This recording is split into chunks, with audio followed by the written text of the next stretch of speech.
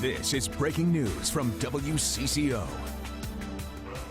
We are following some breaking news this morning as Minneapolis police clear protesters from the 4th Precinct. This ends the 19-day stretch of protests that started after the death of Jamar Clark.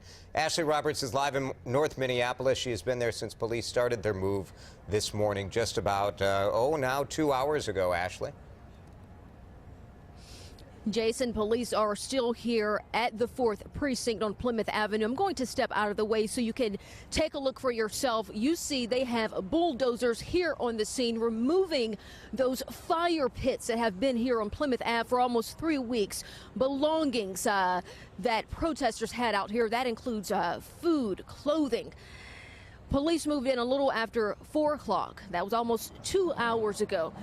Before they actually moved in and started removing this debris in the fire pits and things like that, they gave a notice to protesters saying, if you guys don't disperse, you could be arrested.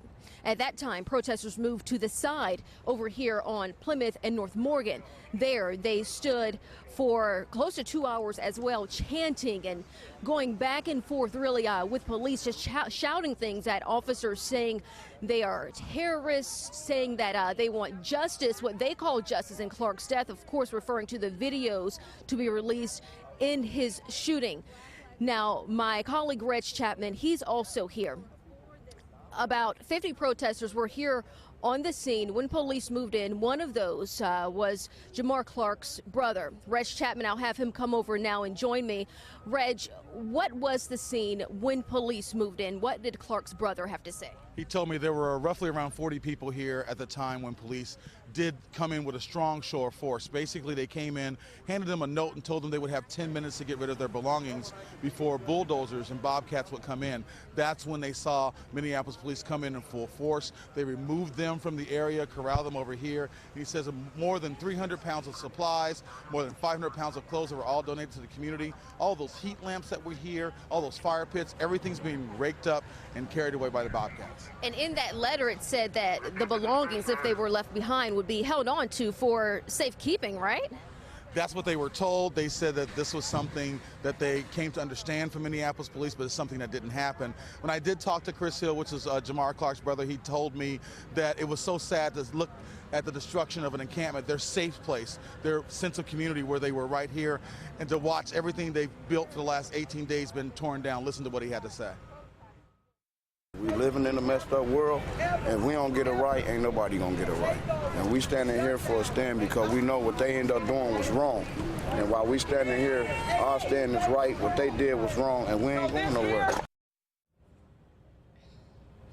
And again, police, when they came in, before they gave that dispersal notice and told protesters if they didn't leave, they could be arrested. Now, police haven't told us officially how many people have been arrested, but Reg, Black Lives Matter, is putting a number on it. That's right. I did talk to Carrie Jo Felder, who told me between 6 to 12 of their members of Black Lives Matter were taken on the city buses downtown to be processed. They were arrested. Right now, the people that were behind us earlier in the crowd are going downtown to try to find out how they can get those people released. We're told that once they get those people released, they will sit down and form a new strategy, whether it's coming back out here to form another encampment or it's another form of protest that remains to be seen. All right, thanks, Reg. And guys, of course, we will still be here on the scene. And as Reg mentioned, pretty much protesters are trying to figure out their next step. One person with the organization did tell us that this is just the beginning. This is not going to stop their efforts. One person told me also that they plan to just come back and set up shop again here at the precinct once police are gone. So we will have to see what happens next. But again, guys, we will be out here live on the scene and give you another update later in the morning. Ashley, is anyone left out there, or have all of the protesters left? Jason, there seem to be a few protesters still out here. Dave, I'll get my photographer, Dave, if you could pan over here in this corner.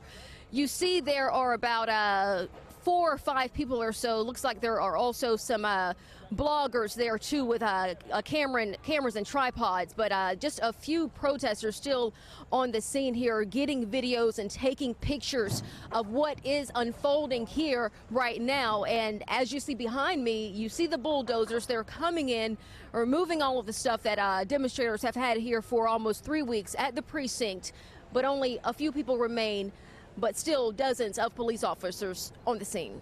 All right, Ashley, certainly we have felt the buildup to this as first the mayor, then the governor asked protesters to leave, and then this action tonight. Thank you for your coverage.